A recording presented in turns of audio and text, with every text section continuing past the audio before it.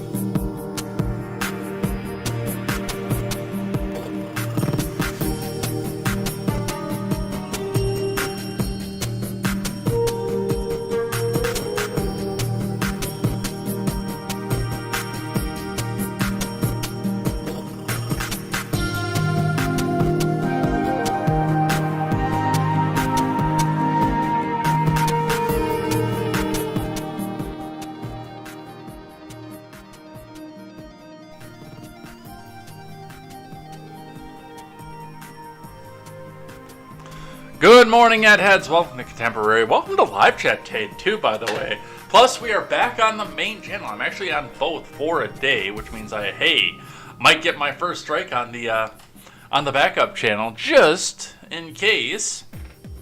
I'm sure they're watching me right now, so I gotta watch my tongue. I really do, because I am planning on doing a big major live stream for the midterms, and I want that to be on the main channel. And by the way, before anything falls off, which is all going to be in November, oddly enough, before anything starts falling off and expiring off of this, the midterms are coming.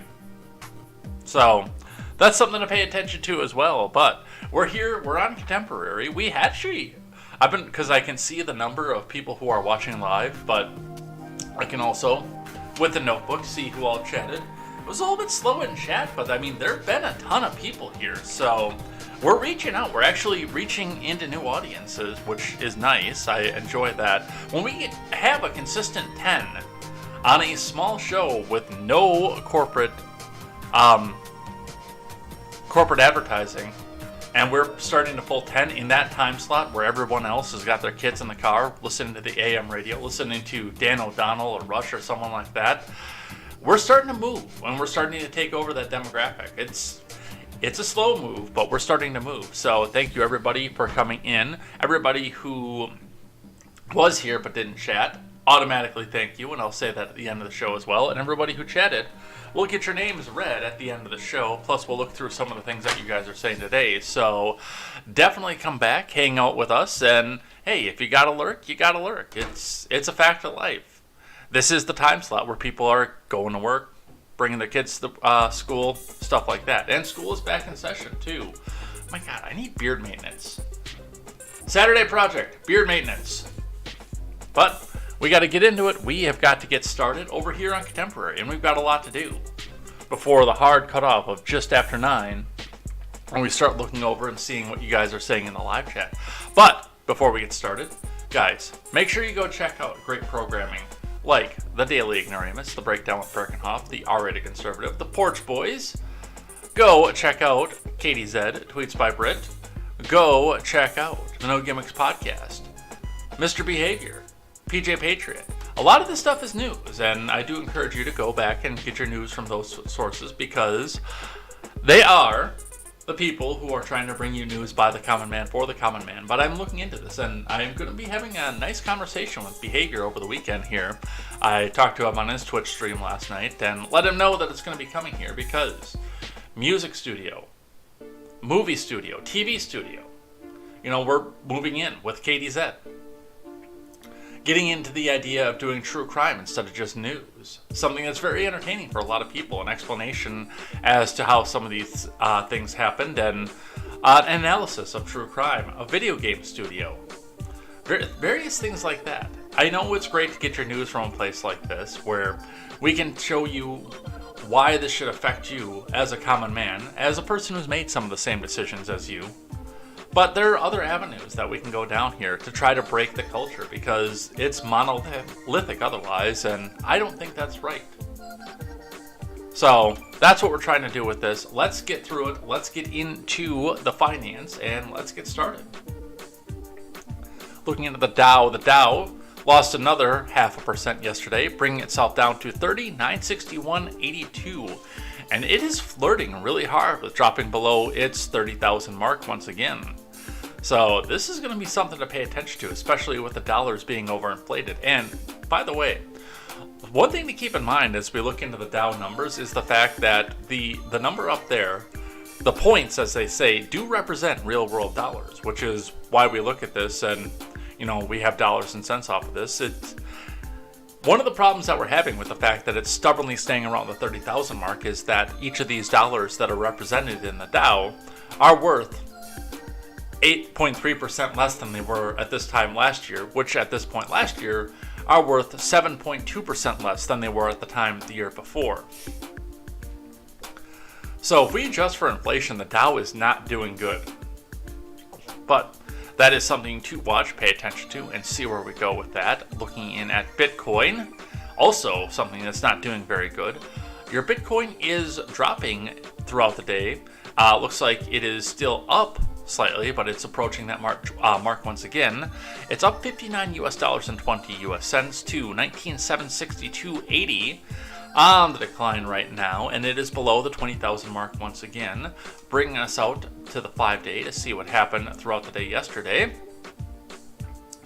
It held steady throughout the day. It had a one relatively significant drop, probably about the middle of the day yesterday, and then it still held steady once again, keeping itself, on the 5-day, it's down $2,022 even, but we'll continue to watch this and see where this goes. As I always say, this seems to be the best indicator of the shortest term on the economy. So that's something we should pay attention to and see where it is that your groceries, your gas, your energy costs, especially going into winter, are going to be going. So we'll continue to watch this and see where this goes. Looking in at your gas. Holding steady in the Madison area, 318 on the Fleet Farm and DeForest, otherwise 318 across the rest of the Madison area. Coming back out here, it's actually still 318 down here as well. So we're doing somewhat well on gas. We're still not to where we were last Christmas, 289. But we're holding at least. And there are a lot of factors fighting against us holding. So the gas tax holidays are going to expire soon. We're going to have to go start refilling the strategic reserves again soon. It's going to be a mess. And I hope you're prepared. Let's see what IBD has to say. From Investors Business Daily, Dow futures fall, FedEx dives, stock market set to break key level as bull case turns bearish. From Ed Carson. Oh, advertisement. Dow futures fell Friday along with the S&P and the Nasdaq, with FedEx plunging overnight on weak earnings and guidance. The 10-year yield is right on the cusp of hitting long-term highs. The stock market rally continued to weaken on Thursday, with the major indices wiping out Wednesday's slim to modest bounce. The market is still coming to grips with Tuesday's hot CPI inflation report, which upended the bull case of the Federal Reserve slowing rate hikes soon. Adobe crashed on mixed results at a $20 billion acquisition. Oil and natural gas stocks fell with energy prices, but solar and lithium stocks took hefty losses. Neurocrine Biosciences and Vertex Pharmaceuticals will continue to act well, though they haven't been easy to trade either. Meanwhile, the mega-cap stocks continue to weaken. Apple, which on Monday flashed an early buy signal, undercut short-term lows on Thursday. Microsoft is nearing its June lows, while Google parent Alphabet set a 19-month closing low. Neurocrine is on the IBD leaderboard. Microsoft and Google are on the IBD long-term leaders. Vertex Pharmaceuticals is an IBD Big Cap 20. Looking at FedEx. After the close, FedEx reported fiscal first quarter earnings fell 20% versus a year earlier, versus views for an 18% gain. This is not official financial advice. FedEx is actually going to be one to watch in the near future. I do have some insider information that the union over at UPS is getting ready to go for strike. I can't guarantee that they're going to strike, but if they do, no matter how beat up you want your packages, FedEx is going to be your stock to watch. If it's going to sink like this, I'm not going to tell you what to do, but I know that I'm going to pick up a little bit of FedEx while it's on sale. Because I do anticipate the ability to grab a little bit of short term off of FedEx stock, if the information that I'm getting is accurate. Always check with your financial advisor and see what that person has to say. This is not official financial advice, but this is something to look into and consider as we go.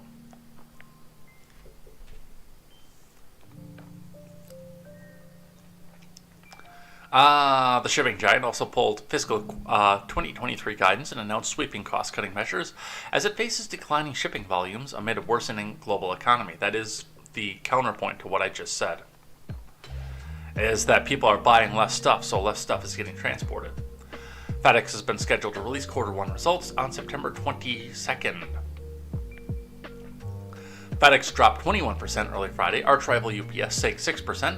Amazon fell more than 2%. Amazon has reduced its ties with FedEx, but the warning may be bad news for e-commerce overall. I was unaware Amazon ever used FedEx. Every time I've done, every time I've done Amazon, before they started doing their own shipping and before they contracted with the USPS, it was always UPS that brought everything. I don't know that I've ever seen an Amazon package come in FedEx labeling on a FedEx truck. That's not to say it never has, that's just I've never seen it. A number of logistics firms and even packaging firms are falling in pre-market trade. Separately, GE has said continued supply chain issues are pressuring cash flow. GE stock fell 5% early on Friday. On the futures, Dow futures dropped 0.75% versus fair value. The S&P fell 0.9% and the Nasdaq fell 1%. The 10-year yield fell 1 basis point to 3.45. Crude oil futures rose 1% while natural gas edged lower, which that is really surprising. China's economy showed signs of perking up last month amid a new stimulus measure. August industrial production grew 4.2% versus a year earlier, topping views for 3.8%. Retail sales rose 5.4%, besting forecasts for 3.5%. Of course, stimulus in China means, oh, you think that you gotta have sick day? No, we give you overtime when you're sick. Oh, you don't like it? Here, barrel a gun. You go back to work. That's stimulus in China. I am only slightly joking. Retail sales rose 5.4%, beating forecasts for 3.5%. Remember, overnight action in Dow futures and elsewhere doesn't necessarily translate into actual trading in the next regular stock market session. So I get a little bit more finance here, including the Amtrak news, because that is going to be tied into finance here. But I want to grab one here since we're talking about stagflation, essentially, from NASDAQ.com. Philly Fed Index unexpectedly returns to negative territory in September. From RTT News, Philadelphia area manufacturing activity unexpectedly contracted in the month of September, according to a report released by the Federal Reserve Bank of Philadelphia on Thursday. The Philly Fed said its current general activity index slumped to a negative 9.9 in September from a positive 6.2 in August. With negative reading indicating a contraction in regional manufacturing activity, economists had expected the Philly Fed index to drop to a positive 2.8. The much bigger than expected decrease by the headline index partly reflected further contraction in new orders, as the new orders index tumbled to a negative 17.6 in September from a negative 5.1 in August. The shipments index also dove to a positive 8.8 in September from a positive 24.8 in August, indicating a notable slowdown in the pace of growth. The number of employees index also slid to a positive 12.0 in September from a positive 24.1 in August, although a positive reading still indicates job growth, just not very well. The report also showed the prices paid index slumped to a positive 29.8 from a positive 43.6 in August, while the prices received index climbed to a positive 29.6 from a positive 23.3. Now, this is a lot of statistics and a lot of statistical noise to come back out and say, we're getting into stagflation here. People can't afford to go out and buy anything but the necessities. Housing or rent, groceries, and fuel. They're not going out and getting the luxury items. They're not going out and getting a new TV. I went to Target last night because I want to set up and maybe do some video gaming over there, so I'm not just sitting in where my Fire Stick is and, sitting in the chair in the dark and falling asleep in the chair when I play some other video games, because I do want to play something other than Fallout. So I want to set my GameCube up out here and do Twilight Princess. And I got a power strip because the power needs in this apartment are completely untenable for anybody who does any sort of gaming whatsoever. And I went out and I found the cheapest, crappiest $11 power strip that I could find at Target. Whereas under normal circumstances, I would have gone back out and picked up the $20 one that had USB charging ports so I could charge my phone over there. Or any litany of other things, or maybe even put another Fire Stick over there. A litany of other things that I could have done for just an extra $10, but I'm holding that 10 now. Full disclosure, I am trying to buy a house right now too, so every single dollar is going into down payment, or earnest money, or anything else like that, or whatever you call it. Any extra dollar bill that I can get, including what you guys are sending me over on Twitch, over on PayPal, over on Venmo, etc. That is a little bit of a different situation, but still, just to go back and say, I want the cheapest thing I can find. A lot more people are doing that if they do have to go back and replace something. Hell, the little TV that I have over there is a hand-me-down I got from my dad the last time I was up there. So, as less things get manufactured, fewer jobs are needed for this, which means more people go on unemployment and can't afford to go buy other goods. We're in a cycle right now, and it's not looking good. So we will continue to watch this and see what happens off of that. My prediction, because we are nearing the end of the third quarter,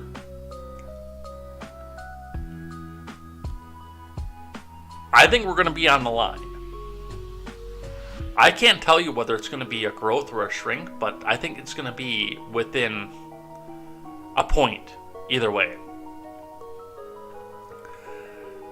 I initially look at just from the numbers that I've seen over the past quarter, it could go anywhere from a 0.3 down to a 0.3 up, which is a little bit depressing.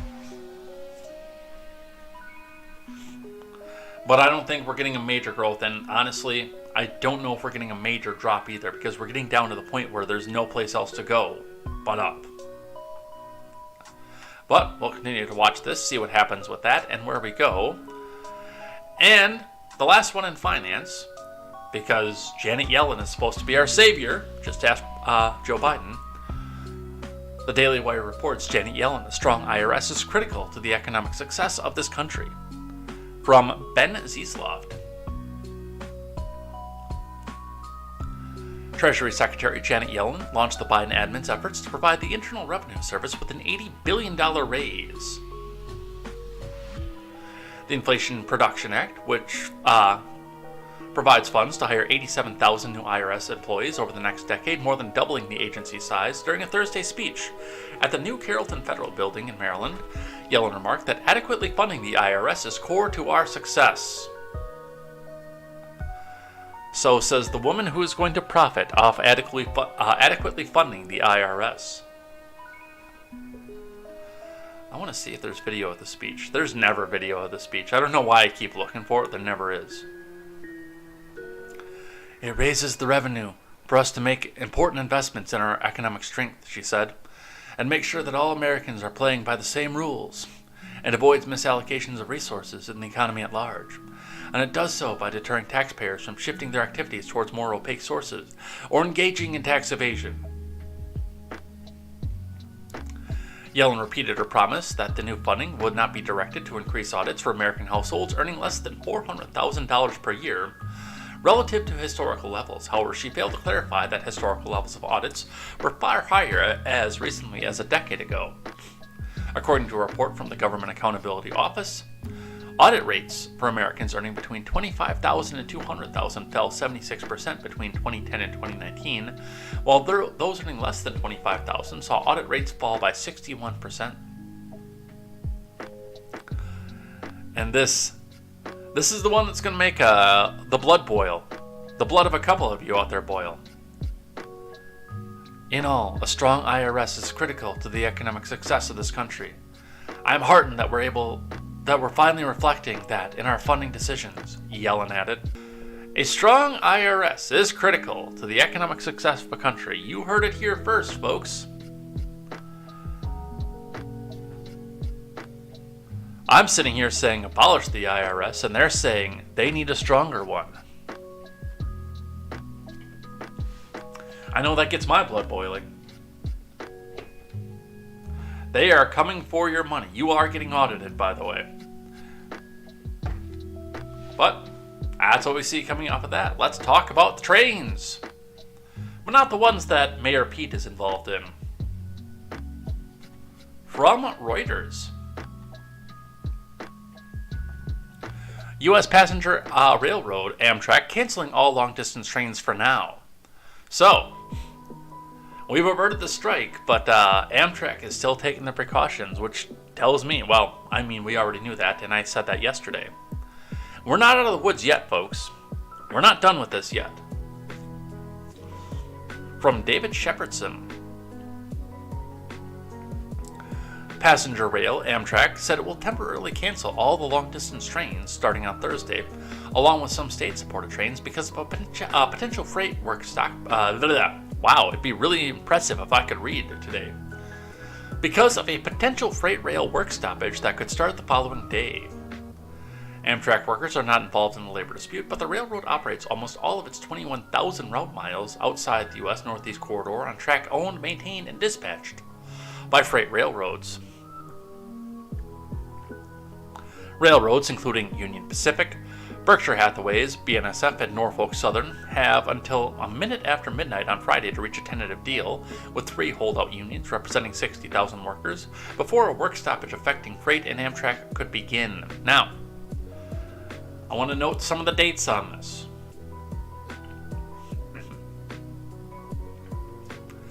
Trains to be canceled starting on Thursday are the Auto Train, Washington to Sanford, Florida, Capital Limited, Washington to Pittsburgh, Cardinal, Washington to Chicago, and Palmetto, south of Washington to Savannah, Georgia. Before Pinco Pox, Amtrak had about 4.4 million passengers annually on long-distance trains, which actually kind of surprises me, I'm not going to lie.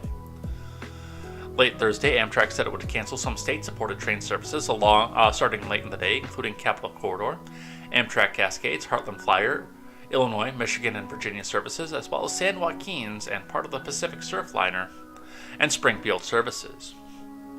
The dates. This article was originally written on September 14th. Some commuter train systems, such as Chicago's Metro, have also said they'll be forced to begin cutting services on Thursday. Minnesota's North Star Commuter Rail, operated under a contract by Berkshire Hathaway's BNSF, says that serves the Minneapolis area, said its service could be suspended as early as Friday. But this was updated 1:17 a.m. on September 15th. So, with that being said, there is no indication that Amtrak is getting ready to go back out and start its long-term services back up. Because we are not out of the woods on this yet. It'd be nice if we were, but we are not there yet, so this is something to continue to watch and see what happens with this. From the Hill, here's what's in the White House brokered deal that averted railway strike. From Carl Evers Hillstrom. Railroads and unions reached a tentative contract agreement Thursday morning, averting the threat of an imminent strike that would have ravaged the nation's economy. The Biden admin intervened in negotiations to push both parties towards a compromise ahead of Friday, the first day that workers could legally walk out. The two largest rail unions on Thursday said the deal provides wins for workers that weren't included in previous contract proposals. Here are 5 major gets in the agreement according to unions. Time off for medical appointments.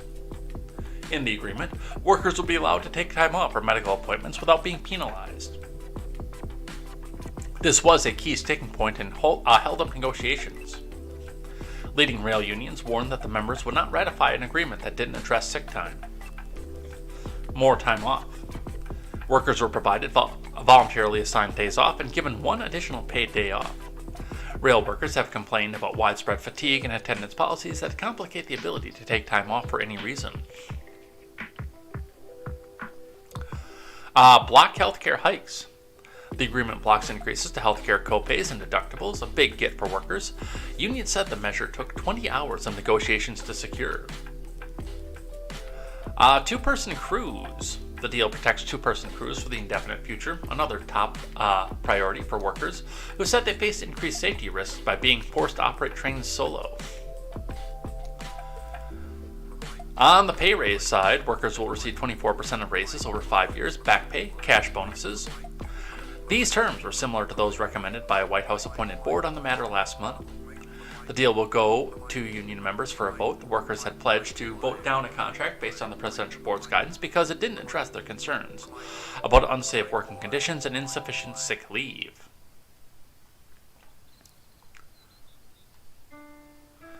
We listened when our members told us that a final agreement would require improvements to the quality of life as well as economic gains, the Brotherhood of Locomotive Engineers and Trainmen, and the Smart Transportation Division, which together represent nearly 60,000 rail workers, said in a statement. GOP senators on Wednesday attempted to pass a resolution that would have enacted the board's terms, but Democrats blocked it, arguing the party should have time to negotiate a deal. So, with that, it does look like there are some things going on. Now, this has not been voted on, but people can go back and return to work today because of the fact that this is still tentative. I don't know if this will pass or not.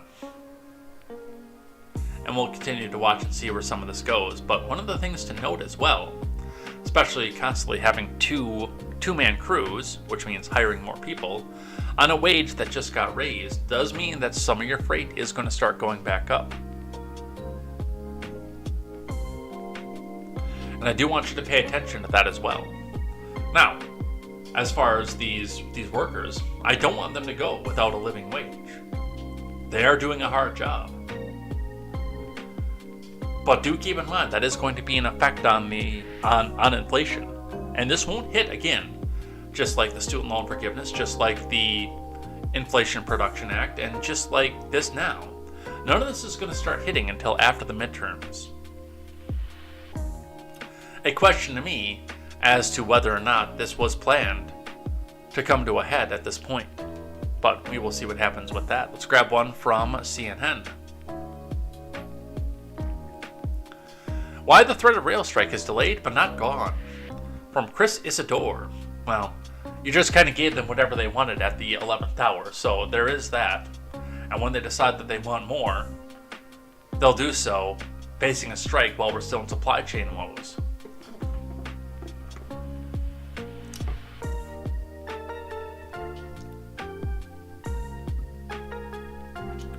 There will be no freight railroad strike early Friday, but the threat of strike has not gone away entirely. The tentative deal reached early Thursday after a marathon 20-hour bargaining session between the railroads and the leaders of the Engineer Conductors Union means that the strike that had been due to start at 12:01 a.m. Eastern Time Friday will not occur. But the agreements still need to be ratified by rank-and-file union members for it to go into effect. The details of the ratification vote have yet to be set, but it's likely weeks away. Although the union's leadership described the agreement as a negotiating win, a successful ratification vote is not yet assured. Some union members appear to criticize the deal on social media, and the union's leadership conceded that some rank-and-file members may be unsatisfied with the deal. We get a little bit of paid time off. We'll live to fight another day, you know. That's part of bargaining, said Michael Baldwin, president of the Brotherhood of Railroad Signalmen, told CNN when the members look at what's in the contract. I think they're going to see that the wages and extra day of paid leave is going to be beneficial to them. Sometimes you can't accomplish everything, so you come back next time.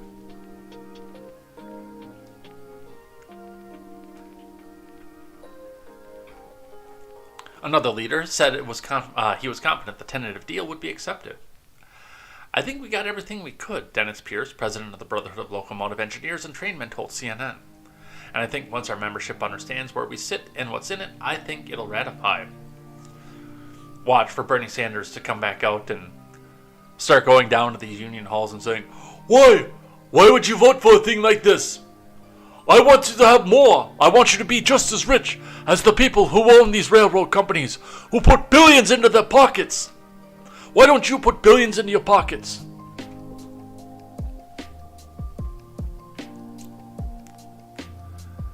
Rank-and-file union members working in other industries have recently balked at approving their deals, even when recommended by their union leadership. While most union contracts are ratified, there have been some very high-profile examples of angry union members voting no. About 10,000 members of the UAW union at farm equipment maker John Deere went on strike last fall after rejecting a lucrative tentative agreement. That rejected offer included immediate raises in the base pay of 5 to 6%. The additional wage increase later in the contract would have increased average pay by about 20% over 6 years, and it had a cost of living adjustment that would have given them additional pay based on the rate of inflation. Man, I wish I could have that. But more than 90% of the UAW members at Deere voted no, and they went on strike, and they stayed on strike after rejecting a subsequent deal. They finally returned to work after 5 weeks after a third vote on a similar package passed. And we saw the same thing with Kellogg's. We saw the same thing on a lot of stuff here, and one union's already voted no. A smaller railroad union's already voted to reject the tentative agreement, the unit of the Machinists Union, that has about 5,000 members working as mechanics for locomotive and track equipment and facility maintenance personnel, but that union is not preparing to go on strike immediately, and instead would try to seek a new deal by the end of the month. The deal reached with the engineers and conductors could affect those negotiations.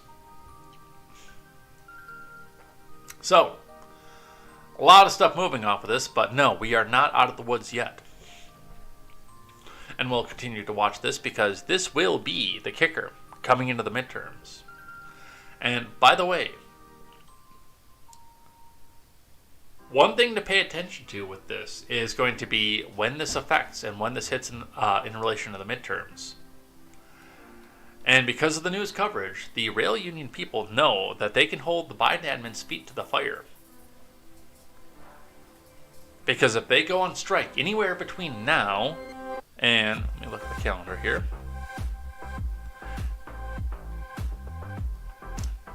Anywhere between now and November 1st,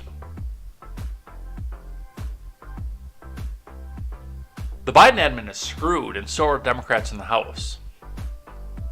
They can literally get whatever they want right now with the threat of a strike. Holding the American people at hostage on top of it. So, we'll see what happens with this. But we've got some Shapiro, because of course he had to come in and weigh on this. He's a money guy. And a legal guy. That is a joke that I probably should not be saying on the cusp of losing my YouTube channel. On the cusp of getting my last strike on YouTube, I should probably not be telling that joke about Ben Shapiro right now. That was probably a stupid thing to do. From the Daily Wire, unions can't hold out, the Democrats at gunpoint. Ben Shapiro flames Joe Biden for caving to the railroad labor demands, from Ben Ziesloft. Daily Wire editor Ben Shapiro shredded Joe Biden on Thursday for capitulating to labor unions while attempting to avoid a nationwide railroad strike. I might have to go listen to that.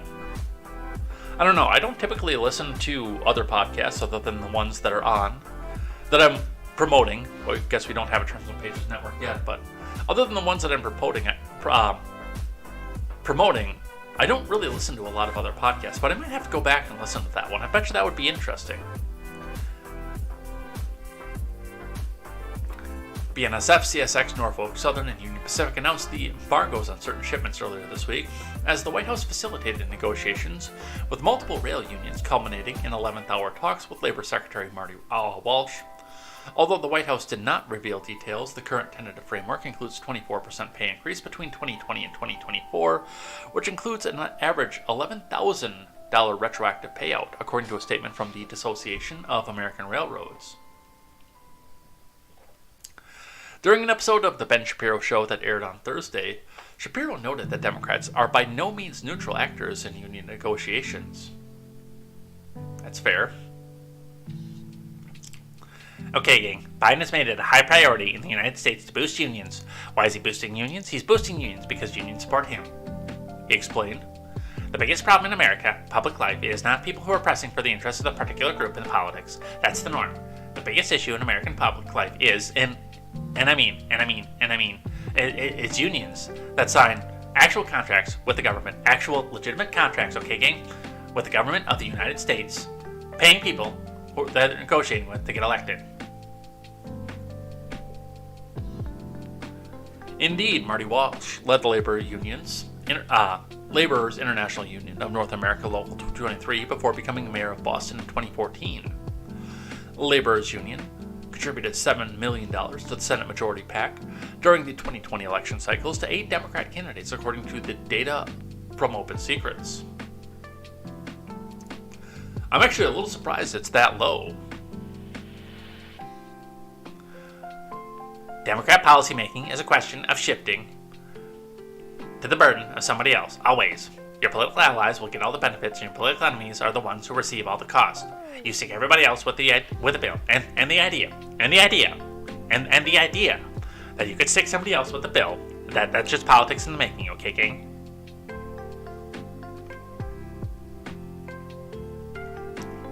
Shapiro added that threats of rail strike occurring weeks before the 2022 midterms was no coincidence. The amount of damage that was likely to have been done on this railroad strike. Oh, I'm sorry, that's Ben voice. The amount of damage that was likely to have been done if this railroad strike had happened would have been egregious, which means that they had Joe Biden over a barrel. Joe Biden, actual houseplant in chief, actual block of wood, Joe Biden over a barrel, which is also made of wood. The economic cost of a nationwide rail shutdown would have amounted to about $2 billion a day, according to a report from the Association of American Railroads. A reality that would have worsened existing supply chain bottlenecks driven by labor shortages and worldwide government lockdowns. Among other issues, inflationary pressures are a considerable liability for Democrat candidates across the country. Prior to an election, unions can hold the Democrats at gunpoint, and the Democrats will just give away to the store, Shapiro explained. That's exactly what just happened with the railroads. So, I mean, he's not wrong either, especially on situations like the rail union, where this actually shuts down commerce. It'd be the same as if the truckers union, although there's enough independent owner-operators that are union drivers that would keep the lifeblood going.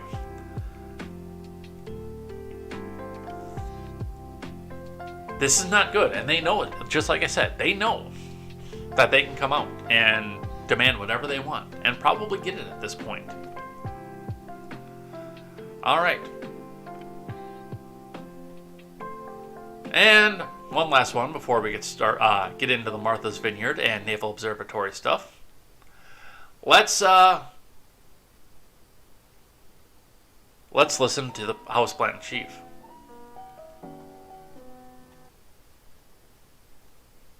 Think about what you'd think about at the time. Think about how you'd feel if you didn't have the insurance and didn't have the money. It's wrong. It's not who we are, and we're going to think about what you'd think about at the time. Think about how you'd feel if you didn't have the insurance and didn't have the money. It's wrong. It's not who we are, and we're going to think about what you'd think about. Classic dementia, Alzheimer's symptom, unexplained anger. Couldn't have said it better myself, actually.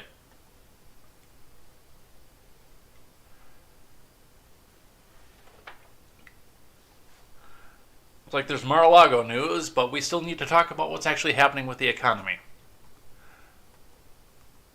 Alright, Insider Paper tweets out, new 2 migrant buses from Texas arrive outside VP Kamala Harris's official residence.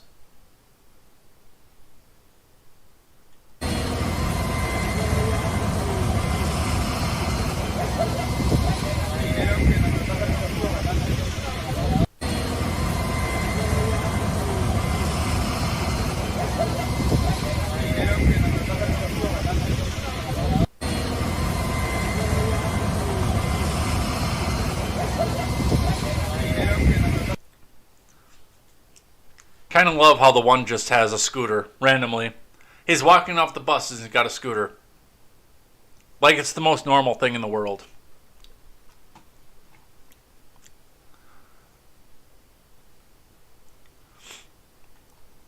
From Fox 5 out of D.C.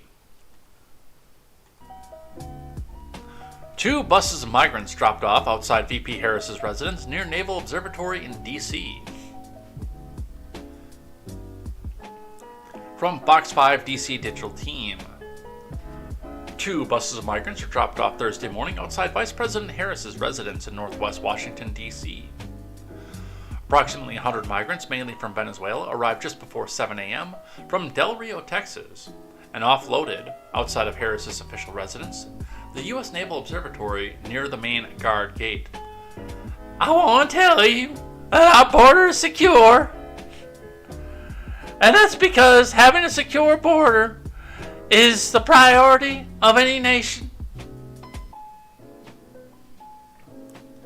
Fox News reporter Griff Jenkins was there in D.C. as Secret Service agents arrived at the gate while the migrants stood outside with bags of their belongings before moving to a nearby church. The migrants were picked up in Eagle Pass, Texas, and were sent by Greg Abbott, Fox News reports.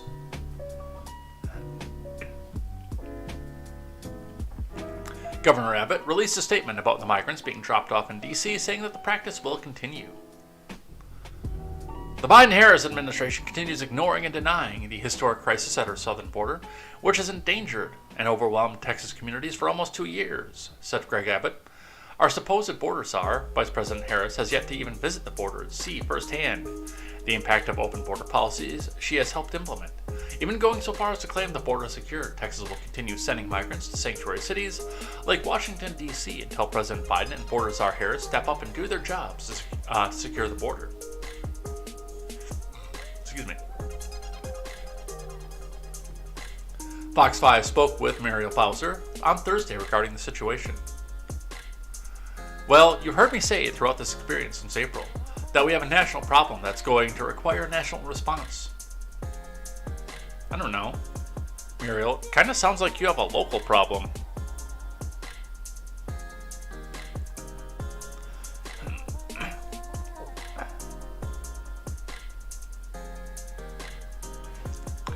We're going to have to do all that we can in D.C. to make sure that the people have a humane welcome and transfer to their final destinations, but we see in the months ahead that this problem could worsen.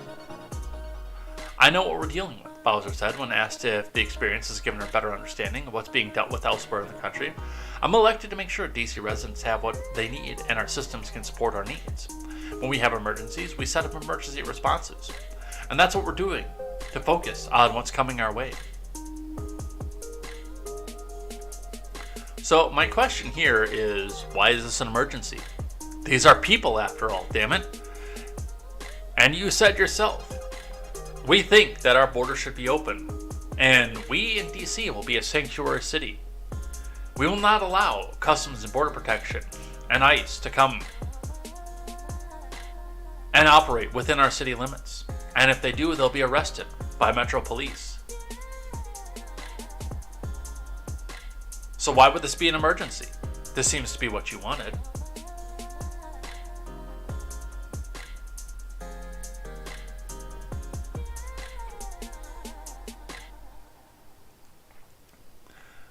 For me, there's a political debate to be had about immigration. The point is that I want to make is that we have a system that makes sense, that's fair, and that gives people a pathway to citizenship who are here. And that is something that has to be handled by Congress and the President, she said. Okay, well that's cool, but you said that it's against the law, the municipal law, for ICE to practice in your city. We're mayors like me that are dealing with crisis not of our making. And we're not a border town. We don't have the infrastructure to handle this level of immigration into our city. But we will create a new normal here in our infrastructure and have a humane welcome for people and an efficient service provision. But we don't have the ability. We're not Texas. I'm pretty sure they understand and see the situation clearly, Bowser said, when asked if she thought the situation would make the Biden admin see the immigration problem more clearly.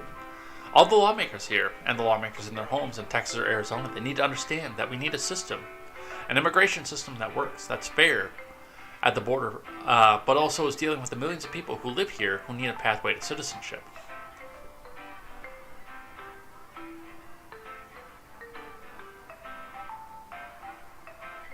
So, that is what's happening, and we've got some photos here. We've got more photos off ABC7. Of, what was it? Approximately 100 migrants that showed up at the Naval Observatory.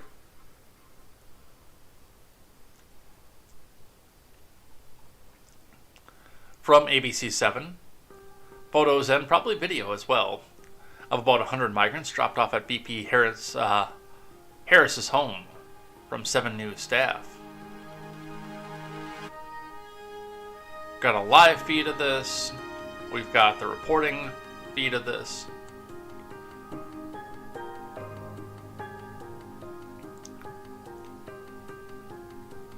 It's like we've got a speech. So we've got some stuff to look at for this one here. Let's start with this. Today, more busloads of migrants arrived in the district. This time, they were dropped off near the vice president's house in Northwest. 7 News has been covering this situation for months now, as the Texas governor is busing migrants here to make a point about the situation down there at the border. 7 News' Sam Ford live for us with the very latest. Hi, Sam. Hello, Dave. Well, you know, for the last 6 months, migrants have been arriving here, and over this time, the nonprofits like Samu Karesan had a system developed. They would be dropped here at Union Station. They would process them to send some to New York or other cities with tickets, and then some to hotels here in D.C., and it worked that way. But then this morning, the governor of Texas apparently decided he wanted them dropped off somewhere else, at the vice president's house. So that I can bring my family, so that I can have a better chance of life. A migrant from Venezuela, like most of the others among the 101 passengers from Texas, dropped off near the vice president's house on 2 buses, miles from Union Station downtown, where hundreds of other buses had dropped more than 9,000 migrants since last April. Our teams were at Union Station at 5:30 in the morning waiting for the 2 buses that we were expecting for Texas. At 7:30, we got a message asking us about the people that were dropped off here, and that's when we realized that the bus had changed its route. Representatives of the Latino civil rights group LULAC came to the area denouncing Texas's governor for what they call using immigrants as human piñatas. They were just literally dumped like human garbage in front of the vice president's house. That's un-Christian, un-Texan, un-American, and something that should not be allowed. The group scrambled to find places for the migrants, using private cars to drive them from upper Northwest back downtown where they could get services. And Mayor Bowser has... I'm always entertained by these people who come out and say that, oh, well, when they're busting them around here, they're using them as political pawns. You mean like the kids in cages thing? Which, by the way, was an Obama policy. Just so you know. They've always been used as political pawns. You're just mad the other side is using them.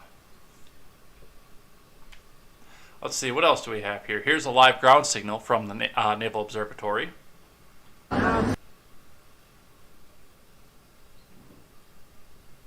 Or maybe not.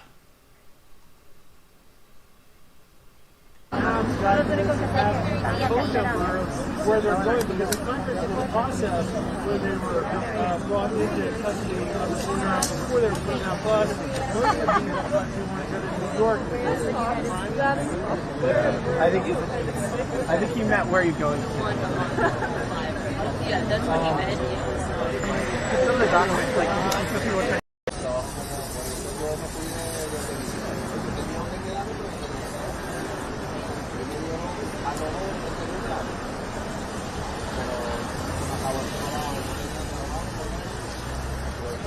Good policy.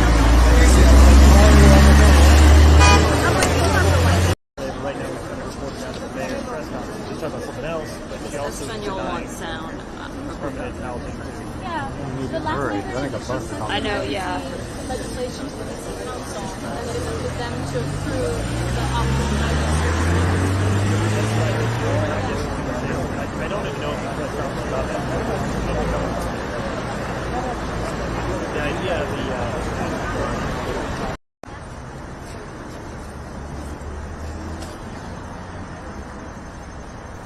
There they are, headed for the bus to be taken away from the nice neighborhoods, being taken away from the capitals, the elites, the Naval Observatory, Hey, good morning, Bill and Dana. and put up among the common masses again. And some of the last migrants getting into a... Okay. So, What a morning.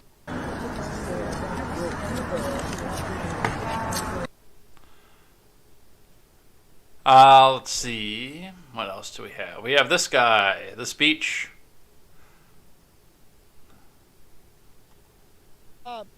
My name is Domingo, D-O-M-I-N-G-O, Garcia, G-A-R-C-I-A, and I'm the national president of LULAC, the League of United Latin American Citizens, the nation's largest and oldest Latino civil rights organization. And we're based in here in D.C. and also in Texas. And I'm from Dallas, Texas. And my family's from Eagle Pass, where the buses came from. Just background. Eagle Pass is on the border with Mexico. Ready? Everybody ready? This guy's not prepared.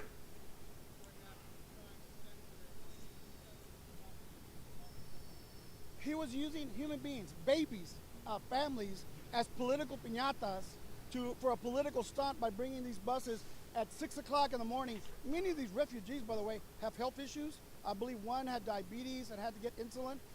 Babies that were brought here, meeting with just a trash bag of their personal belongings. And they were just literally dumped like human garbage in front of the vice president's house.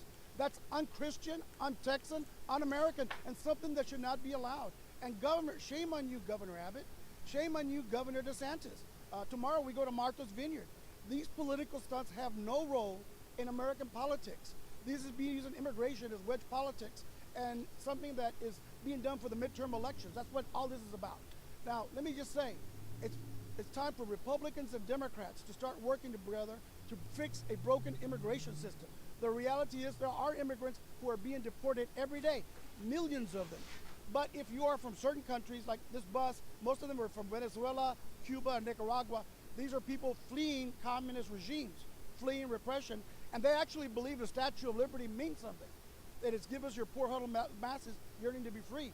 But what we're seeing is certain governors are using these families and these refugees for political stunts. And again, it's deplorable, and it's really inhumane to treat people like that. These are... It's deplorable. It's really horrible that they're coming out and sending these people out to cities where we said that we would welcome them with open arms. We're a sanctuary city. Garcia has unveiled the Stop the Buses task force in a nationwide campaign to prevent the continued use of undocumented immigrants ahead of the 2022 midterms. You voted for these policies.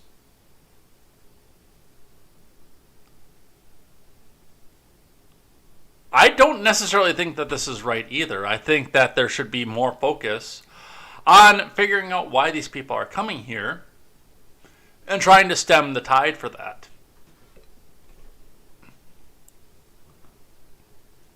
And let's be realistic. A big part of the reason that a lot of these people are coming here is because they believe that it's easy. I mean, the only deterrent that they've had for life was, do not come, do not come. But regardless of whether or not it's right at this point, they're in this country, and these cities, these mayors, some of these governors have said, hey, you know what? We're going to be a sanctuary. You know, if you want to escape from the evil, repressive means of Texas, come to our state, and we'll be a sanctuary for you. We won't let ICE operate here. And you know what? The people who would let ICE operate in their states said, okay, well, if you don't want to let ICE operate, this is going to be a much safer place for these people than in Texas and Arizona. All I'm doing is being charitable to them.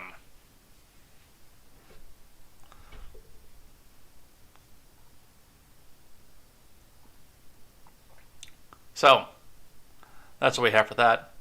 Let's turn our focus back north to Martha's Vineyard. This is an op-ed from Fox News from Tucker Carlson. And I will do my best to do Tucker voice for this one. Let's see. Why no one in Martha's Vineyard, including the Obamas, celebrated the migrants. And we'll be talking about that too, because I've got some doozies for that one. From Tucker Carlson. Finally, a happy story for once. Outbursts of irrepressible joy erupted throughout the exclusive island community of Martha's Vineyard, Massachusetts last night. For hundreds of years, Martha's Vineyard has suffered from the soul-crushing effects of its own whiteness. Island residents understood that there was only one cure. They badly needed diversity. In fact, they often said so. But despite their very best efforts over many years, diversity has never come to Martha's Vineyard. It was tragic. Imagine an 18th century British frigate adrift in the high seas with no lines, no sailors, slowly going mad. Convulsing, dying, excruciating deaths from scurvy. That was Martha's Vineyard, except it wasn't lime juice they lacked. They had plenty of that because you can't make a gin and tonic without it. Nice. I don't typically care for Tucker Carlson, but I will give credit where credit was due. That was funny. What Martha's Vineyard lacked was diversity, which is to say strength. Martha's Vineyard was a very weak place. As of yesterday morning, the island was 89% white, monochromatic, and utterly homogeneous. Yeah, some of those bloodlines are certainly homogeneous. We won't go into that. Nearly everyone there was a rich Democrat. 80% voted for Joe Biden. The median home price was over $1 million. And then in a single blessed moment, everything changed. Relief arrived from an unlikely source. Governor Ron DeSantis of Florida, having made his own state of paradise, decided to help other states desperately in need. So yesterday, the center sent 50 illegal aliens, most of them from Venezuela, to Martha's Vineyard Airport. They traveled from San Antonio to the Florida Panhandle and filing to their new home in Martha's Vineyard. CBS Boston reports that after landing, the group wandered about 3.5 miles from the airport into town, thereby instantly approving it. You can imagine the unrestrained jubilation in Martha's Vineyard tonight. Long-suffering islanders finally rescued from their oppressive whiteness. In fact, let's go there now to check out the celebrations. Well, that's not expected? Obviously, there's been a mistake. No, our producers are telling us there are no techno problems. That is, in fact, a live shot from Martha's Vineyard, Massachusetts right now. But where were the weeping, joyful crowds? Where was the champagne and the ticker tape? We expected Times Square and VJ Day. What we got was a cemetery at midnight. What? But maybe it's not so confusing. Maybe things aren't as they seem. Our first clue is Barack Obama. Barack Obama is a part-time resident of Martha's Vineyard. Obama is also, of course, as you know, the country's greatest proponent of diversity. For years, Obama earnestly told us that immigrants were better than Americans. They were holy. They make our country strong. Okay, I can't do this anymore in that character.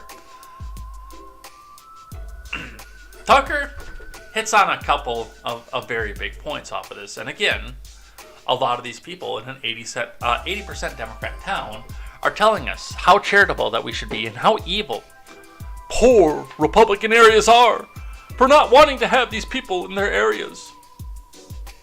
Meanwhile, they live in gated communities, separated from the rest of society.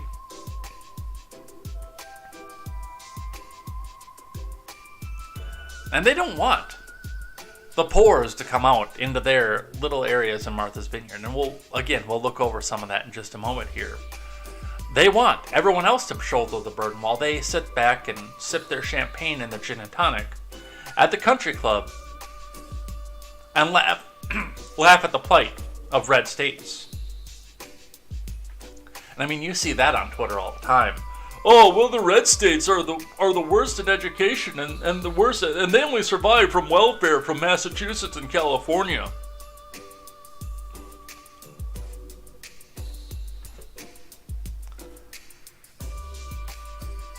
Let's see.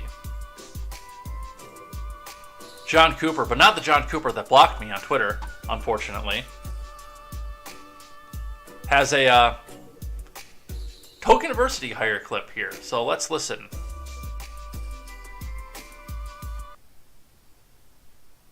They deserve better than being left on the streets of D.C. or being left in Martha's Vineyard. They deserve a lot better than that. They deserve better than being left on the streets of D.C. or being left in Martha's Vineyard. No, much better they live in squalor, in places where ICE can come and pick them up at any day. And again, I point out the fact that these are sanctuary cities, which means that ICE and Border Patrol are not allowed to operate in these cities. No, much better that they live close to the border, where they could be kicked out and shoved out at any time. And God forbid they have to go to Martha's Vineyard, which, having been a former Mass resident, I can understand where that's actually a problem. I hope to God I never become a Massachusetts resident ever again in my life.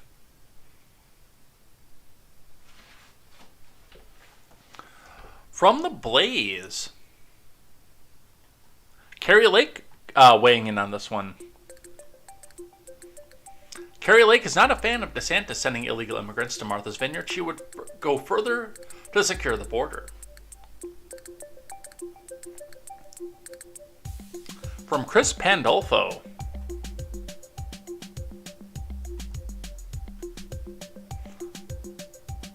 Arizona gubernatorial candidate Carrie Lake had a contrarian take for a Republican on the news that Florida Governor DeSantis sent 2 planes full of illegal immigrants to Martha's Vineyard as a part of his state's plan to relocate migrants to sanctuary cities.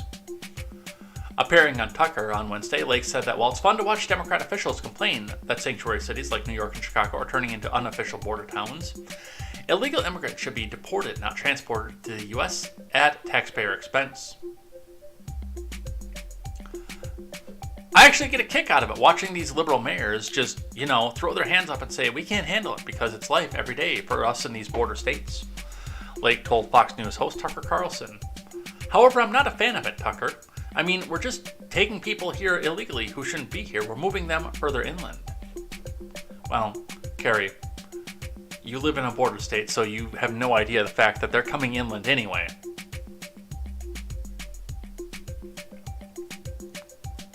Fox News first reported Wednesday that DeSantis had sent 2 planes full of migrants to the Mass Island of Martha's Vineyard, a popular summer vacation spot for affluent Americans.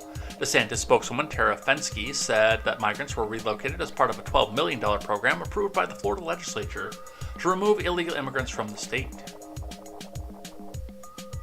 Let's listen. You're coming on. So you've made, I think, the clearest, leaving aside whatever anyone thinks about the last election, you made the clearest defense of free speech that I have seen this year.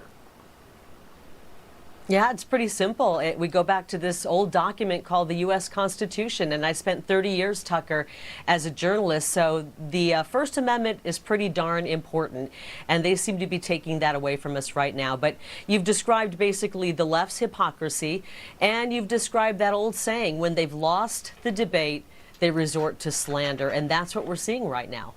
Well, exactly, because I mean, I'm not in Arizona, but it's sort of been following your campaign. And I think you have really provocative and, in my view, true things to say about, for example, immigration.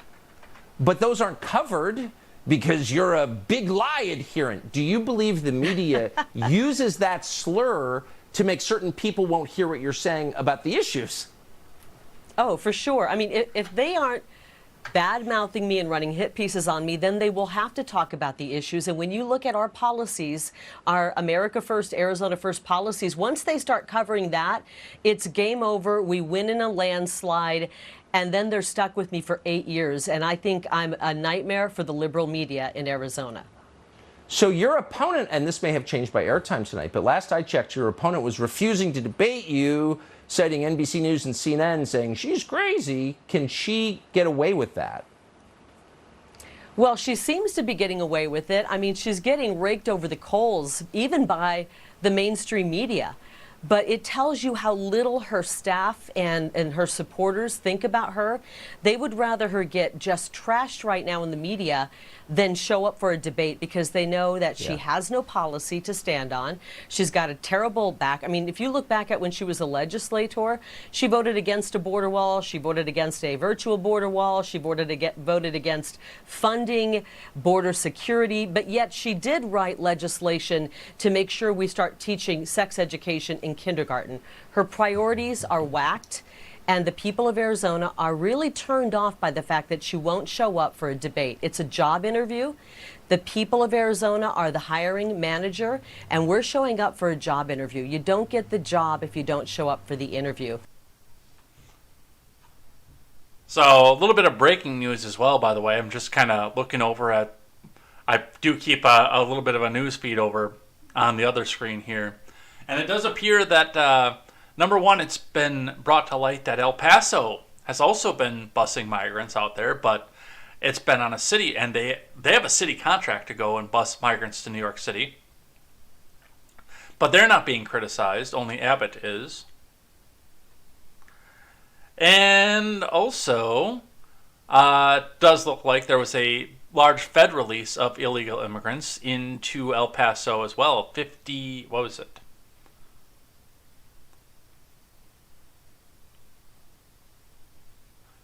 50,000, I think, just got released out there, it looks like. Oh, just 1,000. 1,000 migrants released on the street by the feds in the past week in El Paso alone. But sending 50 willing people to Martha's Vineyard causes a liberal meltdown. So there does appear to be some pushback on the other direction off this at this point. One of the things, and like Carrie Lake pointed out too, as what I said a couple articles, the ideal would be to stem the flow, to make it so that anybody who does want to come here, and I'm not, immigration full stop, like one of my best friends is. Because I don't really care what color of skin you have, what culture you come from, and I do enjoy Latin women as well. But I do want everybody to go back through the system legally. So, and for partial reasons, so that we can vet and make sure that there are not criminals that are wandering across, but also so they can't come in here and undercut and take $2 a day to go do the same work that our white liberal elites on the Democrat side are demanding you and I get $15 an hour for. So they can't come back and undercut our jobs like that. That is one of my biggest problem with illegal immigration is the fact that it makes it so easy for the people who are coming here through that methodology to undercut the rest of us who just want to carve out a living. I would like to see, and again, the people in the border states can make the decision as to who they want to let into their states and into the country for the criminality of things. But the fact of the matter is that if they are on paper, it makes it much, much harder for an enterprising, usually Democrat businessman, to have their slave labor getting $2 a day, and if they go to try to complain of it, oh, you're going to dissent? Oh, hey, I've got this button on my phone that takes me straight to ICE. Do you want me to push this button?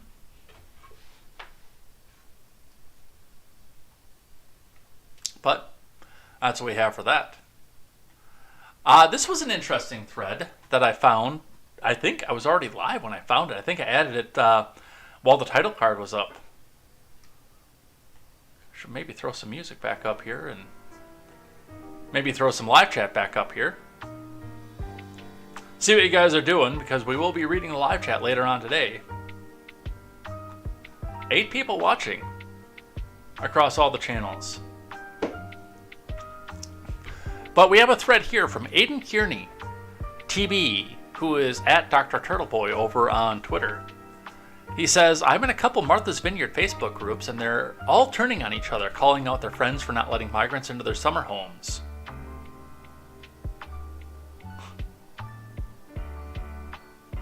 All right, so here, Martha's Vineyard, Chris Bach.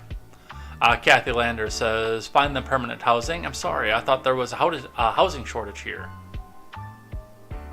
Deborah Marlin says, do you need anyone to help with evenings? Where can clothing be given to them? Can we just come and give them nice clothing? Mike LeBlanc, you're funny. Pat Nagy, what else do they need? And Tom D replying to it says, Pat Nagy, they need housing. You have 2 summer rentals. Oh. Ooh. Going on here, down the thread a little bit more. Obama has room. I'm sure he does, but that's not the point. It kind of is, though, Rebecca. Rebecca Bahena says, here's the thing. DeSantis absolutely can send refugees to Massachusetts, and we have services set up to help them and ease the stress on our border states. But without notice, he dumped them, not in Boston, where support systems are in place, but in Martha's Vineyard, which has no existing services. In my opinion, it was a political stunt that shows DeSantis to be both calculatingly partisan and deeply cruel. Chris Keniston says, Obama has room. And Rebecca replies, I'm sure that he does, but that's not the point.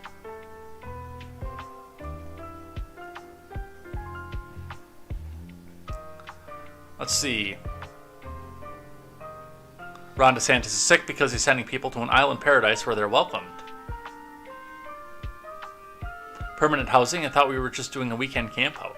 I'm not willing to let them live with me, but I have some hand-me-down clothes. I'm a good person, right?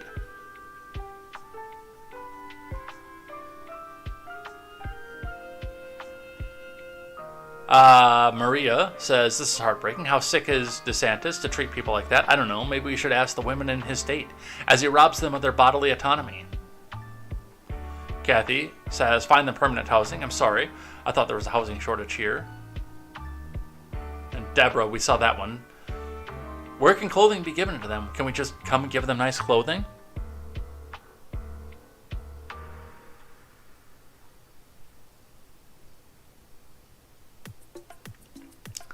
And the last one, I'll do 2 more. But I will also, by the way, link this thread in the chat, because you guys deserve to go look through this at your leisure. So we'll do this one and the next one, and then we'll move on from this one here, because it's already 9. And I still have the notebook, and it does look like, oh, I can't do that on Twitch. Well, guess what? I still can. Haha. I am the master and the god of this Twitch channel. I can still put that in there. Fear me, Twitch. You can block the link from Restream, but you cannot block the link from the streamer. Haha. Sai San says, we, who voted Democrat, promised our support for illegal immigration and supported a sanctuary state. Now the illegal immigrants are being transported to us because our votes agreed to support them. I can't understand how anyone can formulate a logical argument as to why we shouldn't receive these folks. The border states voted to not support open borders, illegal immigration, so it makes sense that they would transport these folks to an area that welcomes them. What is the argument? Florida's doing the right thing in helping place these people where they are welcome. I don't understand the controversy. The controversy is that the people who voted for the open border states, or for the open borders, wanted the people to stay in the red states in the South so they could run them down and turn them into hellscapes. And by the way, that is how these people think too. That's not me being exaggeratory. That's how these people think. They think that if the Poors come in, they will turn the place into an even more hellscape than it is. But see, they want that because they want to be able to come back out on Twitter and say, yeah, Florida is 47th in education. Ha ha ha ha. Ooh, I got a resub again. Getting the resubs. By the way, thank you guys, everybody who did come back out and do the subscriptions, do the bits that you've done throughout this and everything else, all the commercials you watched over on Twitch. I just got my first payout from Twitch 2 days ago. It's still sitting in PayPal right now because I want to set that up so it goes into my savings, not in my checking. Because otherwise I'll spend it. And it should be going towards a house. So, thank you. And since we got 2 resubs in the last 2 days, I am going to go and finish the upper tiers. I'm going to go back down there and get you the $10 tier and the $25 tier emotes as well. But yeah, Sai San doesn't understand the controversy because he doesn't... These people, they want the migrants coming here. Taking the jobs away from the plebs. Taking the apartments, as Terry Berry pointed out, away from the plebs. But to stay down there. Far, far away. They don't even want the people from Dorchester coming out to Martha's Vineyard. Do you think they want people from Venezuela up there?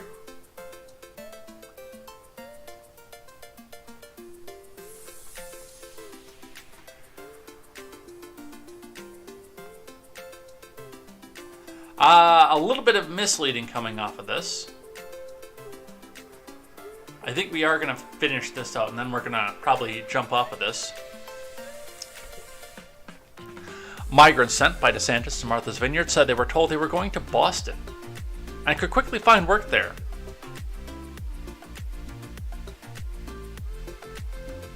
Migrants sent to Martha's Vineyard by Florida Governor Ron DeSantis to troll liberals.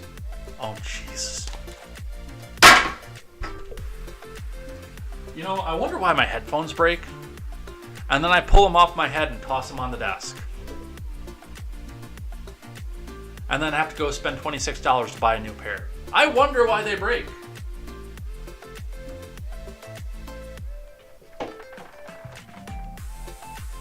And then I see editorializing like this from a supposedly objective news source, even though it's out of Boston and it's definitely not objective.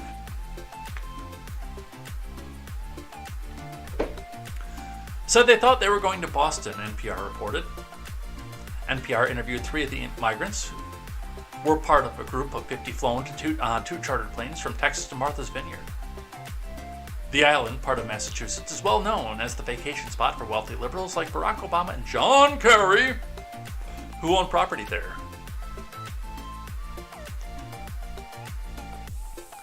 The migrants said, per NPR, that a woman they identified as Perla lured them from a shelter in San Antonio into boarding a plane with promises of expedited work permits in Boston. Perla offered us help that never arrived, one migrant named by the outlet as Andres said. Now we're here. We got on the plane with a vision of the future of making it. Yeah, well, again, as I pointed out yesterday, with them going to Martha's Vineyard after Labor Day, means that they're going to be there among the people who live there year-round, the workers, the workadays, and the people whose jobs they may be replacing because they'll work for $2 an hour under the table.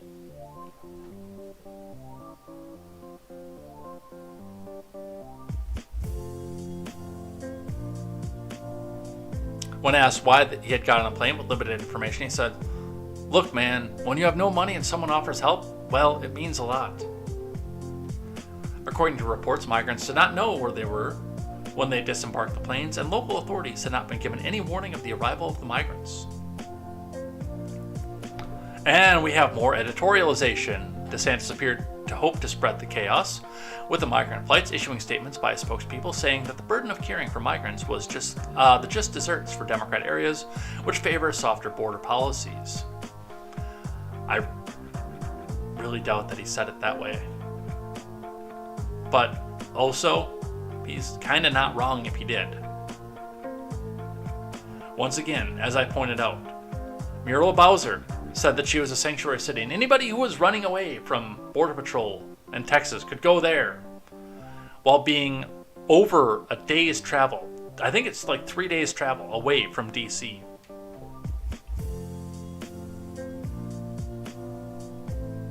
Oh, no. We'll take in any migrant that gets here. Wink, wink. It's going to take you forever to get here, but we'll take any one of you that makes it and doesn't get caught beforehand.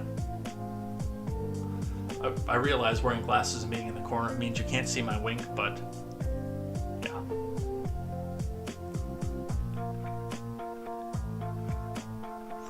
Or Chicago. Hey, if you can get here, yeah, we won't let Border Patrol come and get you. Just get here. And now they're actually being facilitated to get to these places, and now it's a national crisis because they're not getting one or two at a time that actually made the trip. They're getting 50, 100, 200 at a time. New York City is the same way. I'm sure there's a large amount of illegal immigrants in New York City. But it's the ones that came in 1, 2, 3 at a time over time because they made it all the way across the country. Not necessarily a busload or two that was set up by Abbott or Ducey. Instead, the locals rallied to provide them with shelter, food, and medical care on arrival. Yeah, that's not what the group chat is saying. And now, again, I understand that some of this is just some of the more egregious examples, but that's not what's being suggested by this. Also, by the way, property value on Martha's Vineyard is about to plummet like we've never seen before. I'm buying a house in West Tisbury this weekend. We have this one here. It says, "You'll need to build government housing projects for those in need." Charles Barstow says, "Angela Bradford, yeah, and there's some new members of the labor force to help." Beth says, "I wonder how much they're paying for rent since there's hardly anywhere to stay." And Norma Ray says to Beth, "Martha's Vineyard will have to house them in hotels. That's what Texas has been doing." This is an entertaining thread, and I do recommend that you guys follow the link that I put in chat.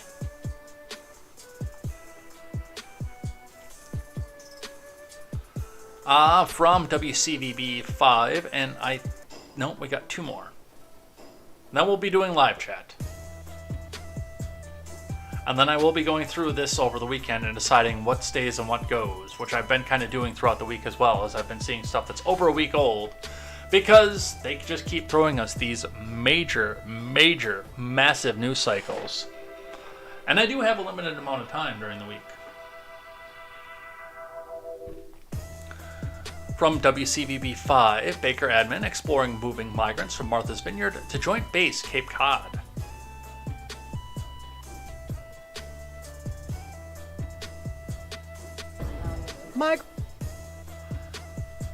Mass Governor Charlie Baker says admin is exploring another move for dozens of migrants who arrived on Martha's Vineyard on Wednesday aboard charter flights linked to Florida's state government.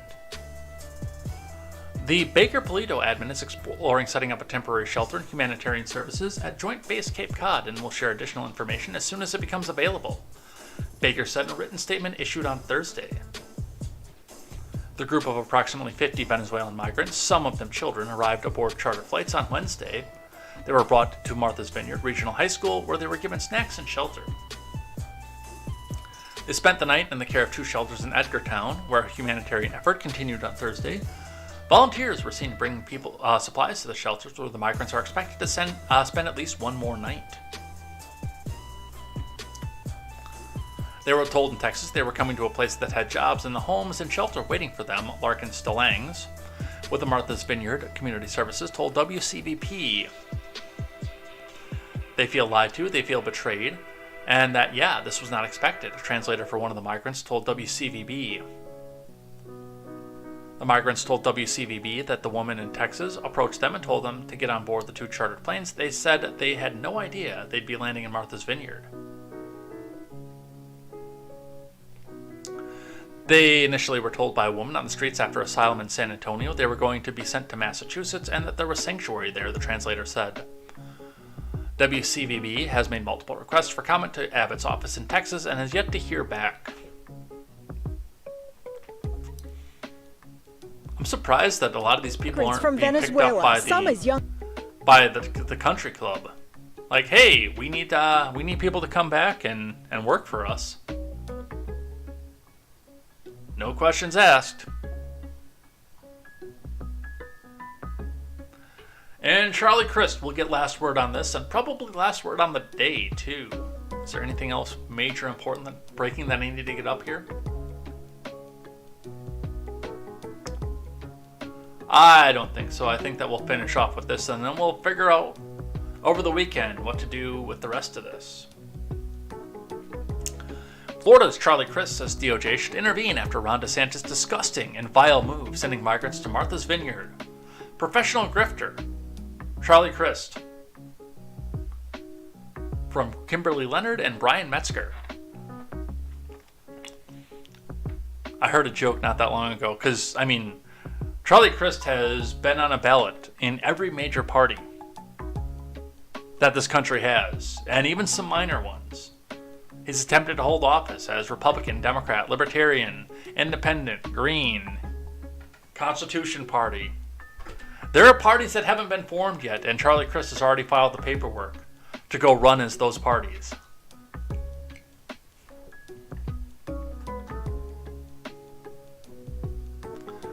Democratic gubernatorial candidate Charlie Crist says that he would support the Department of Justice getting involved after Florida Governor Ron DeSantis, the Republican he's looking to unseat, used state funds to send Venezuelan migrants to Massachusetts.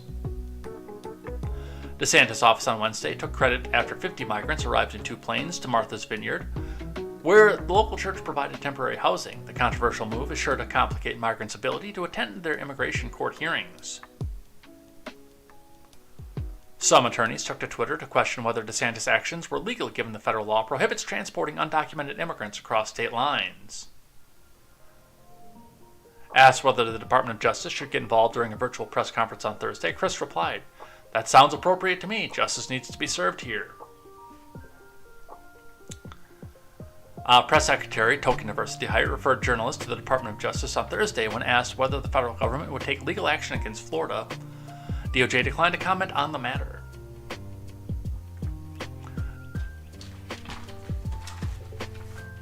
Using migrants as political pawns is reckless and just wrong, Diversity Hire said, adding that FEMA had just been in touch with local officials. DeSantis defended his actions during a press conference in Niceville, Florida on Thursday as necessary to protect the state of Florida from the impact of Biden's border policies. So that is interesting, and there actually is a U.S. code about transporting illegal immigrants across state lines. However, I'm pretty sure that during discovery, there is going to be some pointing out of the fact that this has already been happening for generations under both parties. And there are going to be a lot more people that need to be prosecuted than just DeSantis in order to do that. That'd be an interesting way to see where that goes and what happens with that. And whether it would go after Florida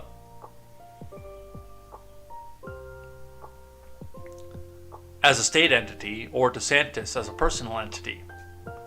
because DeSantis is acting in the capacity of the state of Florida by doing that. So that's what we have for that. It is 9:13, which means that we've got to go through and see the live chat, including everybody who's chatting today and everybody who chatted throughout the week.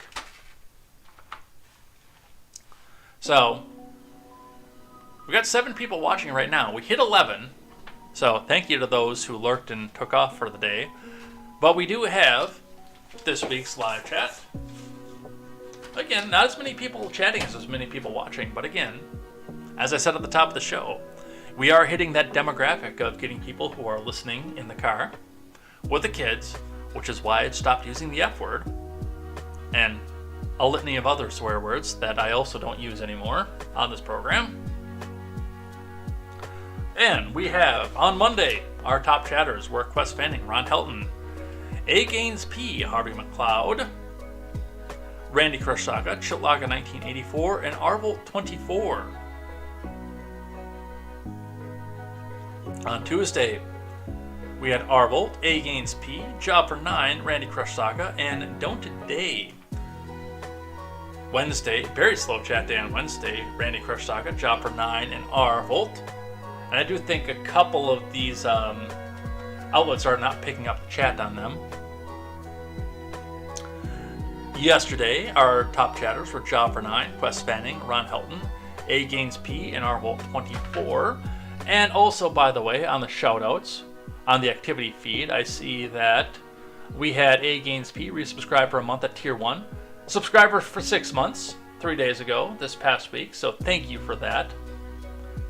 Always throws about $2.50 in my pocket every time you guys go with either your Prime sub or actual paid sub off of this. And Jake Paul's Tiny Left Nut, who is, I believe, Jupak Shalom, I saw in the chat today, has also subscribed and has been a subscriber for 3 months with the Based and the Apu. And again, over the weekend, it is time because, you know, we've got consistent, we've got people staying subscribed for 6 months or so to go back and add up and get these upper tier emotes up there. I got a good slate, I think. I think we'll have some fun with the upper tier ones, but if you want to use the spicy ones, you got to pay for it. I mean, I'll let you come back and do this and let Twitch kick me off, but you got to pay. I can almost guarantee I'm going to be suspended by Twitch at some point. Especially when I go back and look at what the $25 tier emote is going to be. And there's only going to be one. But it's going to be worth it. Alright, what do we got going on today? Arvolt has got to do something. Yeah, before I reopened the restream, I saw that Arvolt had used a highlighted message. I do need to set up rewards for that. The problem with the rewards for the Twitch side is the fact that I can't see that on this program. And I don't, because I typically have the music up in this other window over here. So I can jump back down and grab the volume off of this. If I get the rewards up, there's more incentive for me to keep the Twitch stream up and see what it is that you guys are doing, because it, I think, shows me everything but the highlight in the activity feed over here. That's actually, I know we'll get some stuff going down here, but yeah, this is what my dashboard looks like. This is what I see if I have the Twitch up here, which is where I can see where the subscription was. I can see your chat over here. It's not very big, so I can't scroll back real big. That's why I use the restream one, because I can see much, much more of that. But then, yeah, I can see how many people are viewing, how long we've been on, how many followers we have, which we've been kind of stuck on that for a little bit. Yeah, the mirror and the mirror thing, plus the subs and the sub points. So that's what I see over here from this.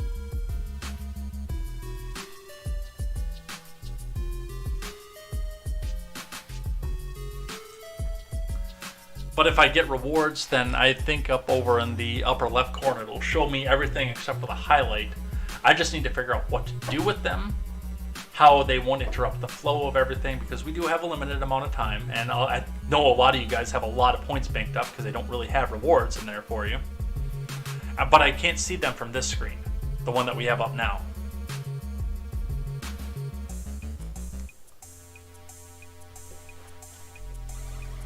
It'll be interesting. Maybe we should, especially some of you guys who use that, maybe we should get together and brainstorm and figure out how to do this and how to strike that balance. Because you guys typically do, especially the OGs, have some pretty good ideas for this.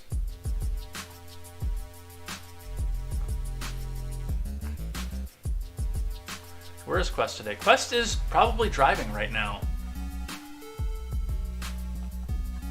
I know he was down south. So he might be here listening, but in the car. Which means that I can't say the F word, because then Franny will learn it. I mean, she's already learning at an above grade level, but we don't want her to learn that on an above grade level. Especially with some of the stuff I have said before I realized I'm competing with AM radio. Man, I don't know how I still had viewers. I got filthy for a while. Alright, Randy Crush Saga is here. Ron Helton is here with the AOC sticker. A Gaines is here with the globe off the emote. Thank you for that. Randy says, Chinese stimulus got me feeling pretty stimulated. Well, you got a new home and you're away from the old lady and the kids, so what you do in your free time that's on you, dude.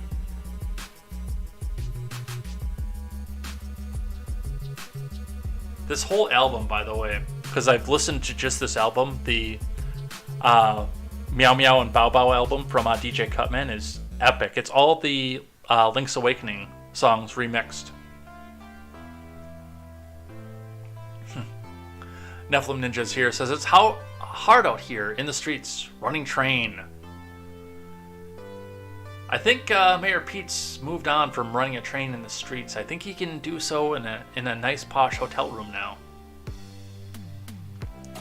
Arvold says, morning Ron, Randy Gaines, MKU, and all the lurkers and workers. Did I miss MK? I did miss MK. MK is here. MK Ultra 333. And Nephilim.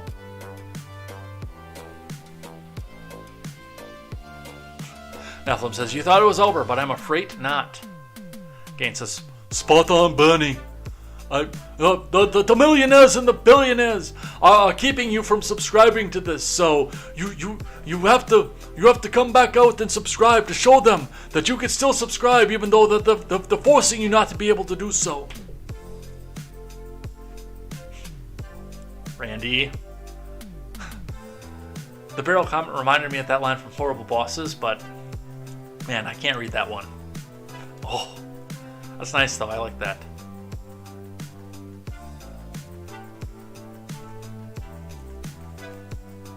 Randy says, I think about what I think about all the time. Ron Helton says, a bunch of loons in charge of the government. Now, utterly ugly. I don't like the loons in the government. I do like the loons up in Minnesota. My elementary school principal, by the way, had a thing for the loon song. Like, anytime you were called in the office for more than just a disciplinary hearing, he was usually had a CD or a tape back then of loon sounds. But not like loon sounds like Kamala Harris, like the actual bird, the loon. It's kind of relaxing. I actually recommend, if you get a chance, have a listen to that.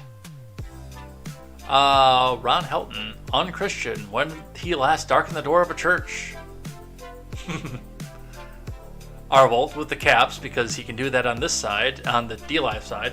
I know the robot, because of, we had a little bit of a white supremacy problem over here for a while, and I set the robots up to purge caps. But there's no robot for the D-Live side, so Arvold's out here with the caps says, keep sending them! Send more!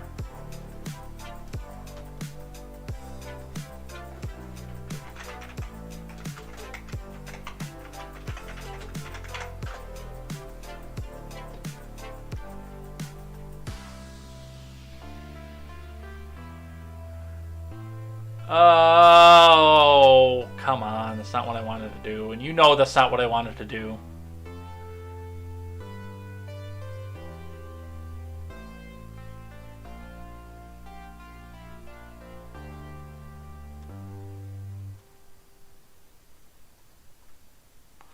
That's Arvold screaming, keep sending them. Right there. That's Arvold in all caps right there.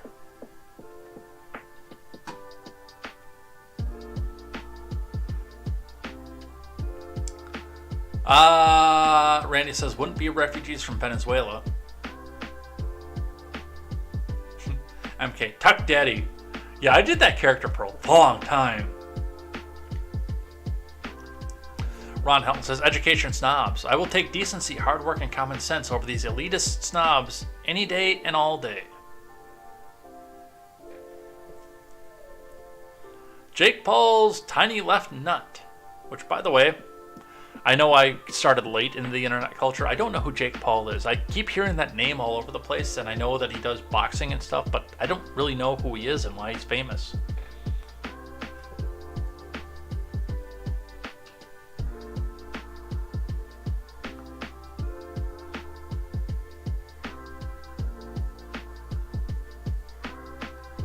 I'm no longer Jupac. I've evolved. Terry Very is here. The people with 2 or more homes asking us plebes to give up our apartments.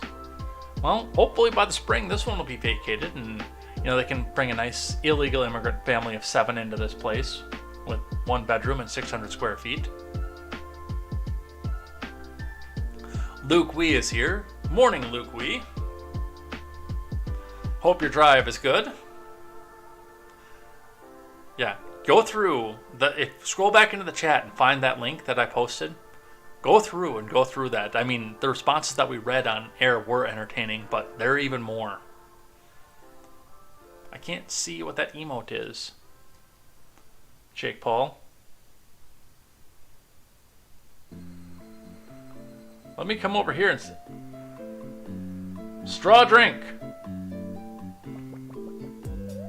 That's what that is.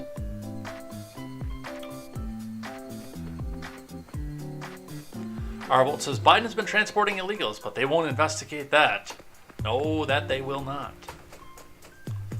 Ron Helm says, the demon rats have always used immigrants for nefarious political purposes. Yeah, where is Quest today? He's a late chatter. He's probably driving. Most likely.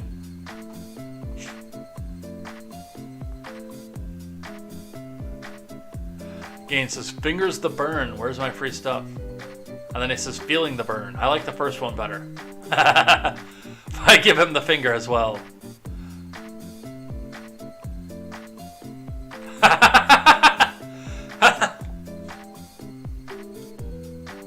Arvold. Am I a white supremacist? And then I got a compliment on my meme template use. Yeah, it was Big Cat Kayla and then a bunch of her friends as well had come into both the Discord and then were constantly in the chat, and it was just a constant festival of all caps. Constant all caps all the time. That's why I set the robot up to catch all caps. Spamming emotes, spamming letters in all caps are pretty much the ones that the robot does. And links. Unless you're a mod. And then you can throw links up. Nice meme template use. Yeah, I enjoyed it. Jake Paul's Tiny Left Nut says he was on some Disney show as a kid, then he started a YouTube channel. We've got a little bit of time because we're ending a little bit early today. Let's find that out. Jake Paul Disney. I guess he's a professional boxer.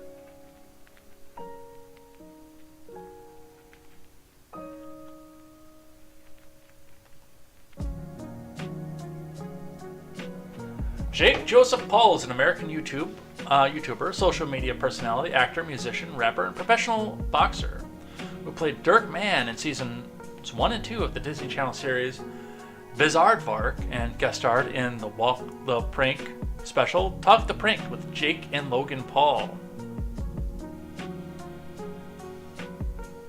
I have never heard of this show.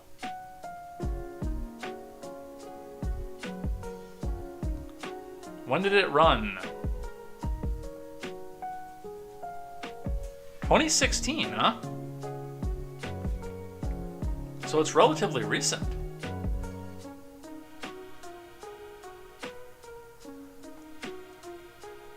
It's an American comedy television series created by Kyle Stagina and Josh Lehrman that premiered on Disney in June 24, 2016. It stars Madison Hu, Olivia Rodrigo, which isn't she some sort of singer now? Jake Paul, Devorah Lurridge, Ethan Whacker, Maxwell Simkins, and Eli Samuhi. I've never heard of this.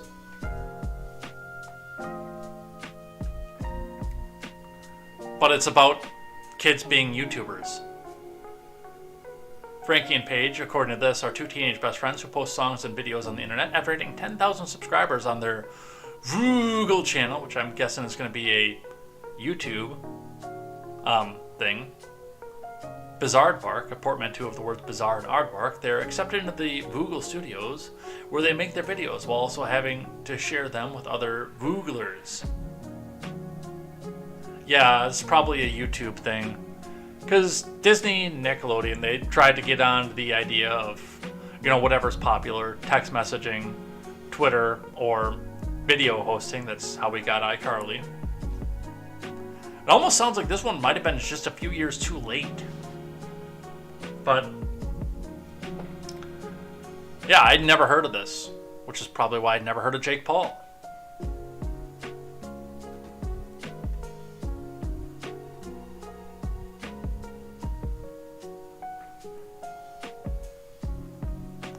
Arvolt says, dry save quest, which I'm sure that he probably is driving off of this. And Jake Paul's tiny left nut says, I had never heard of him either. I heard of his brother. Boxing is how I learned about Jake. He boxed a couple people that never boxed, then he boxed a couple retired UFC fighters. I want to try combat sports. I've been kind of changing the way that I do things a little bit here, as I've been lifting more and being more athletic, because I got up off the floor after turning a wrench. When I lived in Kenosha, I was too poor to do anything at all, period. End of story. There was no chance of doing anything like that at all. But then when I came out here, I went straight to a desk job, so, no athleticism there. But then now, where I'm currently at, I'm a lot more athletic, and I've obviously, you guys know I've been hiking some more. I've been to the gym more because I posted on Twitter and Instagram all the time. But I kind of want to do combat stuff too. Although, this would be probably my big weakness. I know they make sports ones for them, but they're really expensive and I'm trying to buy a house. So either, because I can see shapes from a sort of distance, but I don't have the sharpness and clarity to see somebody's intent in their eye from a distance, like I'm sitting right now. I can't see the chat from here. And I'm not sitting that far away from my monitor either. Probably 18 inches from where the chat is. And I can see where the lines end on the chat, but I can't see it.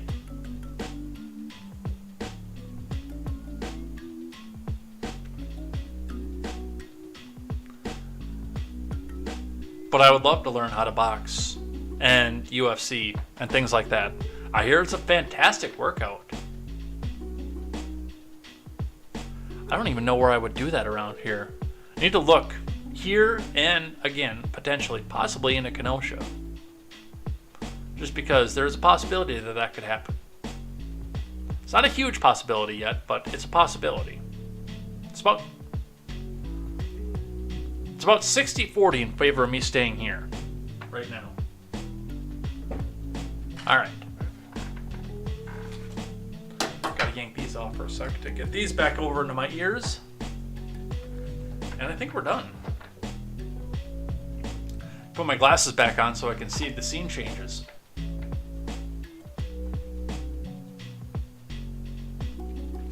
Can't do contacts. Can't figure out how to take them out. I can put them in. Figure that out. can't figure out how to take them out, then the eye doctor people, like, oh, yeah, we're not going to release contacts to you unless you can figure out how to take them out. Which is probably a good thing. That is probably a good idea. Otherwise, I hear that those things get really, really dry if you wear them eternally.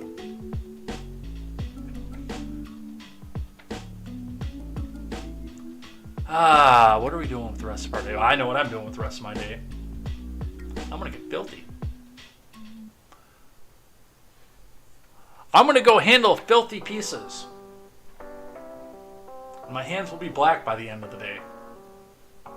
So I will not be able to do what Arbolt did earlier and look at my hands and say, am I a white supremacist? By the end of the day. Alright, let's get the hell out of here before I get kicked off of YouTube again. Because this time they're going to delete my channel. And I have not yet downloaded 4 years worth of work. So we're going to try to avoid that if at all possible.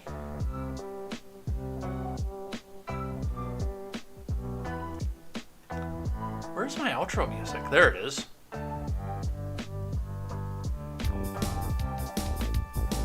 Dude, we just screwed around for like the last 15 minutes and it's glorious. We can sit here and talk about Tucker Carlson and Martha's Vineyard forever, or we can screw around and talk about Jake Paul, whom I was aware of, but had no idea who he was. Alright, let's get out of here for the day. So thanks everybody who came by and chatted in the live chat and came back out and, you know, made everything fun and spicy and everything else. And oh, Horatius is here. Use your pinky to knock the contact off your eye, then grab with your pointer, finger, and thumb. Yeah, I can't figure out how to go back and touch my eye. That's the thing. I haven't downloaded 4 years worth of work. It takes some time for your brain to get used to putting your finger on your eyeball. Yeah, that's the part I can't get. Ron Helton says YouTube is going to return to cat videos. Odyssey. Everything that I do on YouTube, on the main channel, auto uploads to Odyssey. We're still going here. We're still doing. I do have to get with PJ Patriot and see how I can stream to Rumble and Odyssey, because I do have channels on both of those. All right, let's get out of here for the day. Thanks everybody who came by and chatted in the live chat. Thanks to everybody who came by and subscribed, by the way, if you haven't done so, or see the PayPal link. We are on the home stretch to go buy properties, so definitely looking forward to seeing you guys here. Otherwise, come back here over the weekend. We'll probably throw another game stream up here to see if we can't generate a little bit more revenue, or be back here on Monday for more news, more headlines. I'm sure with the Martha's Vineyard thing, everything else is going to pop up over the weekend, so we will see what happens with that. And definitely looking forward to seeing everybody here, either for the game stream or on Monday for more Contemporary. And until then, I'm Jay Edgar, and this is Contemporary. Take care.